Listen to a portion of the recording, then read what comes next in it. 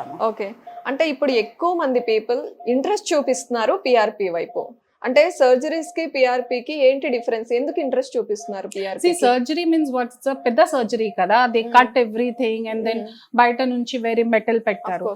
But PRP is what, it's blood from the patient's own natural way of healing. ఓకేనా, and nature లో science ఉంది. Okay, PRP is being used for hair, for skin, plastic సర్జరీలో healing కోసం, scar కోసం ఇది ఎక్కువ popular అయ్యింది. PRP అనగానే మనకి హెయిర్, స్కిన్ ఇవి గుర్తొస్తాయి.